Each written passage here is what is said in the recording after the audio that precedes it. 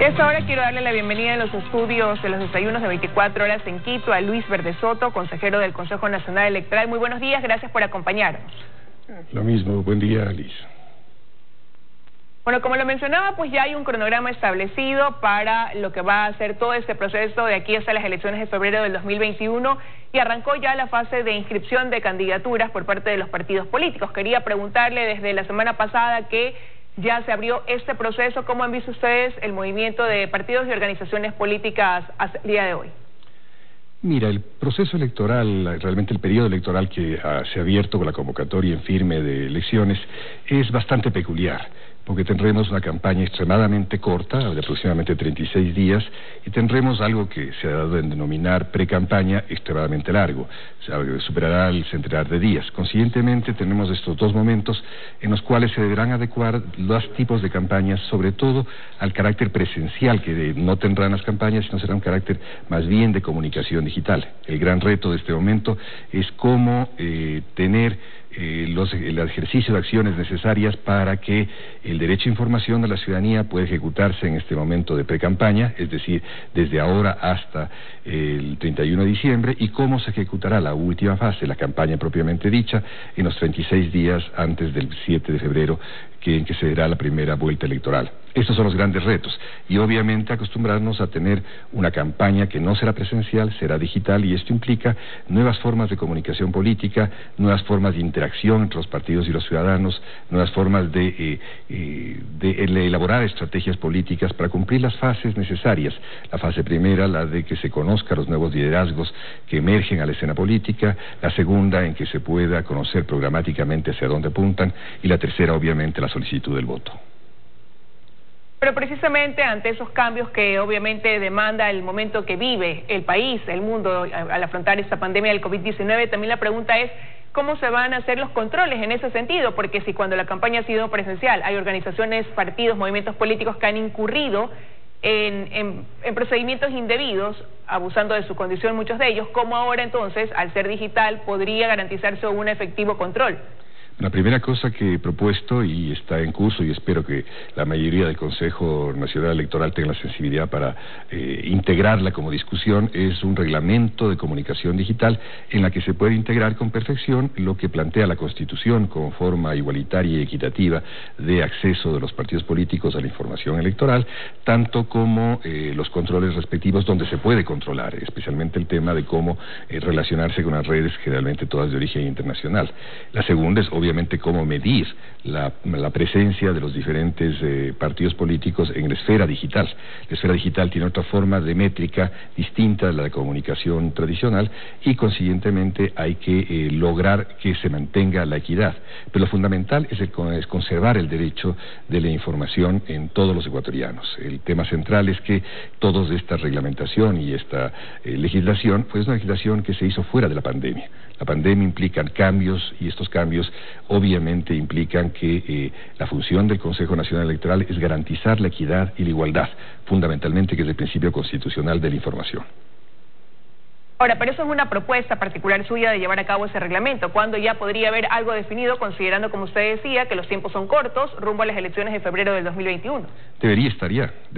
De hecho, un primer paso que he realizado es el de establecer con el conjunto de los miembros técnicos del CNE cuál es la tabla en torno a la cual se puede establecer las tarifas, en torno a las cuales se pueden hacer publicidad electoral a través de los medios que el Estado provee, pero adicionalmente la forma de medirlo, la forma de la métrica, el monitoreo de estos medios es sumamente complejo, en un sentido, si es que se lo hacen por una vía tradicional, o puede ser adecuadamente manejado de modo tecnológico si se lo hace bajo modalidades innovadoras. Esto depende ya no de nosotros, me refiero a la presencia de la minoría en Ingeniero Pitillo, sino de la prontitud con que la mayoría quiera establecer actitudes de colaboración con estas formas nuevas de comunicación política.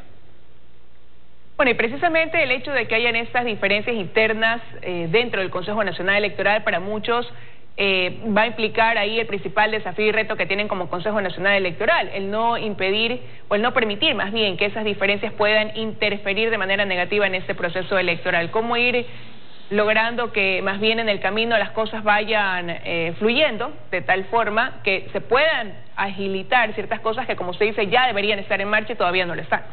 Mire, es muy sencillo. La existencia de una mayoría y una minoría no limita la gobernabilidad del Consejo Nacional Electoral. La mayoría hace lo que piensa que debe hacer. Son el 60% de los votos, es decir, la integralidad total, la posibilidad mayor de toma de decisiones del Consejo Nacional Electoral. La minoría lo que hacemos es colaborar, en este caso, por ejemplo, con un reglamento una propuesta de reglamento sobre publicidad digital, básicamente. Lo propio haré en las siguientes horas respecto a los temas económicos de control de la campaña, y lo propio está haciendo el ingeniero Pita en todos los temas fundamentalmente relacionados a informática. Todo ello lo estamos haciendo, pero obviamente no depende de la minoría, no depende del diálogo con nosotros, depende de las voluntades que están detrás de cada uno de los miembros de la mayoría. Ahora, bueno, yo le preguntaba, ¿no?, ¿cómo ve usted el movimiento de desenvolvimiento de los partidos y organizaciones políticas? Faltan, si bien es cierto, 2 semanas para que puedan todavía inscribir ya sus candidaturas. Hasta el día viernes eran muy pocos los que se habían acercado, nula más bien la presencia de quienes se habían acercado. Se tenía previsto que para hoy lo haga formalmente, por ejemplo, Democracia Sí. ¿Ha habido alguna variable? ¿Han aumentado el número o la presencia de quienes hayan ido a inscribir sus candidaturas? Tienes 2 elementos centrales, ¿no es cierto? La una es este periodo de pandemia ha inmovilizado a los partidos políticos como el conjunto de la sociedad ecuatoriana. Es una situación de ruptura de las relaciones, de quiebra de las relaciones básicas de todos los ecuatorianos, incluyendo la política, y que debe ser reparada. Y esta forma de reparación ha tenido que ser de emergencia. Ciertamente en ello no ayuda ni coopera el calendario electoral. Es un calendario excesivamente adecuado a otras modalidades que son extrañas al proceso mismo de los partidos políticos. Y eso define en que se deban haber hecho procesos de democracia interna muy atropellados, de que de esos procesos de democracia interna se deba de venir ahora a la calificación de candidatos, y luego un periodo largo de, llamémosle precampaña, donde se adecuará a la preparación de una campaña extremadamente rígida y pequeña, de 36 días apenas. Esto implica fundamentalmente que los partidos se ven atropellados por estos tiempos, por un lado. Segundo, el que tienen que reaccionar, evidentemente, y no conozco el movimiento interno de los partidos, tienen que reaccionar para poder cumplir las fases de una campaña. La campaña no interesa en tanto hecho de marketing electoral. La campaña interesa en términos de ejercicio del derecho de los ciudadanos, que significa estar informado y tomar decisiones informados. Consiguientemente, tenemos que ver la modalidad exacta, como dentro de un panorama de campaña o hipercampaña, que no es presencial, sino más bien básicamente digital, se va a producir, cubrir adecuadamente el derecho a la información y el derecho, obviamente, a tomar decisiones informado y dentro del ambiente de libertad de expresión, obviamente. Ahora, hay fases que ir cumpliendo, ¿no?, dentro de este cronograma. Tiene que irse avanzando en ciertas cosas, y una de esas es la convocatoria a las juntas provinciales electorales. ¿Qué pasos se han dado en ese sentido? Ya fueron designadas la mayor parte de los miembros de las juntas provinciales electorales el día jueves pasado. El día de hoy terminará de perfeccionarse esto con aquellos miembros que faltaron. Estas juntas, como tú conoces, tienen una función muy específica que debería estar ya en curso, que es la de recibir las candidaturas a nivel provincial. Es ahí donde se reciben las candidaturas a asambleístas provinciales. Tienen que estar ya constituidas y tienen que simplemente ponerse a trabajar.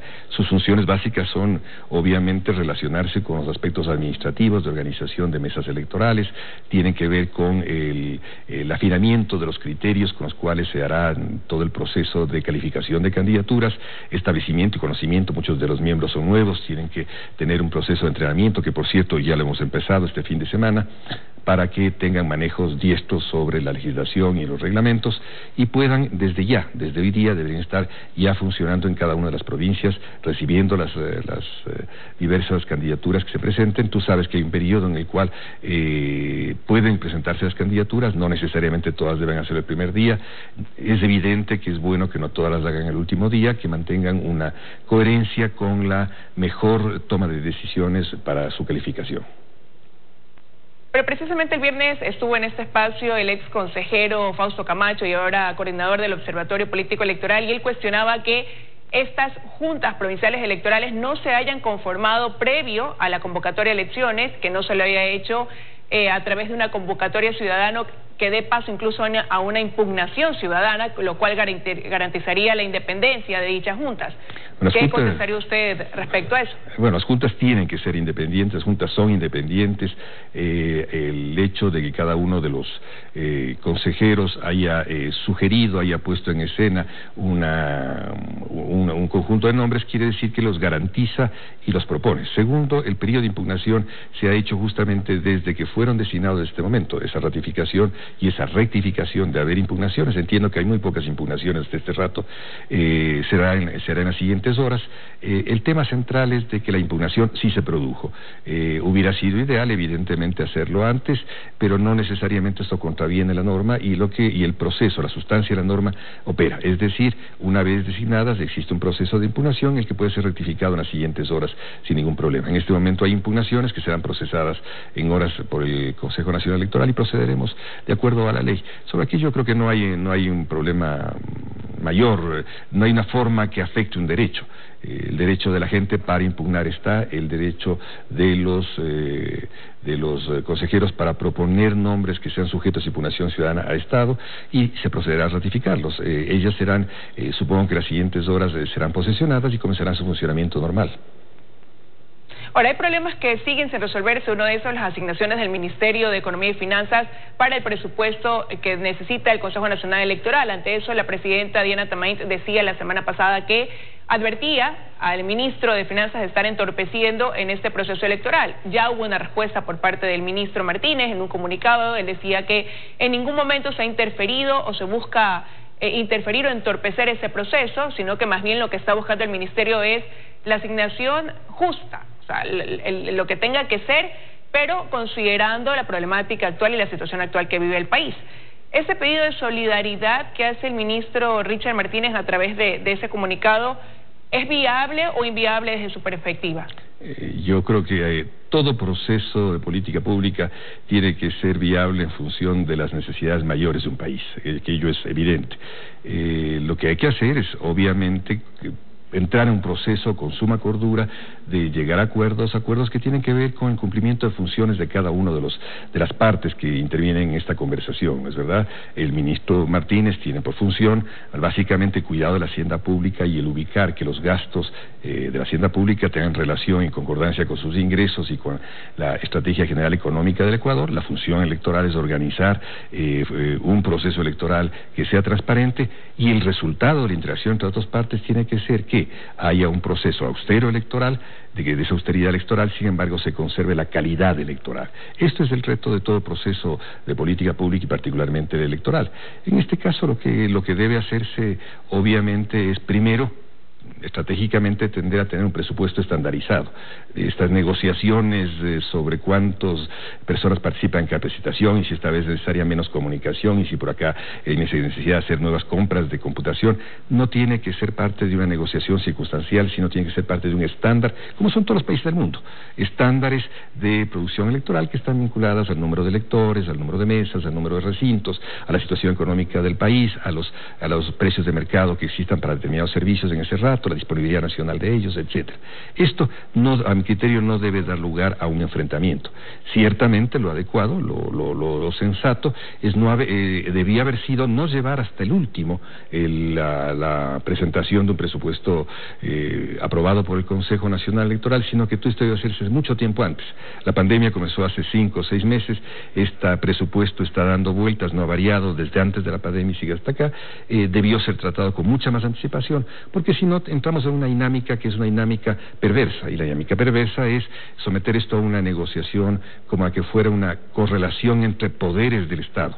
Aquí se trata de funciones de un solo Estado que tienen que ser compatibles con los criterios generales de austeridad nacional y los criterios generales de austeridad y calidad de gasto dentro del Consejo Nacional Electoral. Aquí no hay lugar, yo creo que ni a bravuconadas, no hay lugar a actitudes ríspidas, hay lugar simplemente a que se examinen rubro a rubro y se llegue a una dinámica presupuestaria como la que se llega en todas las funciones públicas acá y en cualquier lugar del mundo. Es decir, los desembolsos no ocurren a partir de una bolsa que que se entreguen a puerta del Consejo Nacional Electoral para que se maneje dinero, no. Ocurren a través de una secuencia y flujos, a través de gastos programados de este y el año siguiente, que tienen que ver obviamente con una determinación exacta de cómo prestar un servicio dentro de las condiciones de calidad que obliga a la transparencia electoral. Bueno, hay que ver si esa postura logra encontrar un camino viable, porque tampoco es la postura general del Consejo Nacional Electoral. Hay cierta inflexibilidad por una parte de poder reducir en algo los valores asignados dentro del presupuesto, respondiendo a ese pedido de solidaridad que ha hecho el Ministerio de Economía y Finanzas. Bueno, te puedo decir, si tú me permites. Blanco. Si tú me permites, te puedo decir de que tanto el ingeniero Pita como yo, en su oportunidad, hace varias semanas, una vez que conocimos la última versión de presupuesto, hemos conocido a veces, solamente 2 veces en el largo de este tiempo, presentamos por escrito, y esto es común ante todo el país, presentamos por escrito nuestra visión exacta de qué es lo que debe reducirse en cada uno de los rubros. Él por su lado y yo por el mío, de que no tenemos criterios necesariamente coincidentes, pero en algunos muy claros, respecto a el uso de tecnología básicamente existente en el Estado, en que la duplicidad de compra puede terminar siendo nociva para el mismo Estado. Evidentemente, habiendo un stock sin uso en el Estado, se puede utilizar eso como tecnología para el proceso electoral. Evidentemente el tema de comunicación, no hay cómo terciarizar cuando existe capacidad interna, no hay para qué terciarizar los gastos de comunicación cuando existe capacidad interna para producir. Todos los temas de contrataciones, existe un periodo en el cual estuvo inmovilizado todo el proceso, por lo cual esa contratación dejó de pesar ese presupuesto y tiene que hacerse una nueva contratación.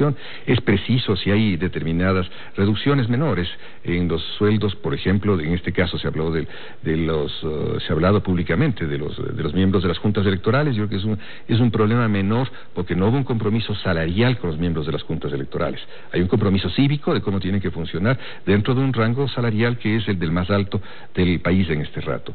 Yo creo que todo eso tiene que llegar a un nivel de clara determinación y sobre todo un compromiso de cómo se debe hacer desde el Gobierno Nacional, que está a cargo de la Hacienda Pública, respecto al flujo de fondos para el Consejo Nacional Electoral. Por ejemplo, es público que se ha llegado a un compromiso de que los temas de salubridad los manejará directamente el Ministerio de Salud. Perfecto, es aquello que hemos solicitado hace mucho rato, Piti y yo. Es decir, que hay un compromiso público establecido, escrito, con altas responsabilidades, de que quien asuma la responsabilidad de salubridad de la población la asuma, y el Consejo Nacional Electoral deba realizar exactamente lo que tiene que hacer, que es organizar elecciones, y que no tiene una competencia sobre salud. Quiero agradecerle su presencia, consejero Verdesoto, esta mañana aquí en los desayunos de 24 horas. A ti. Gracias por haber estado con nosotros. Nos vamos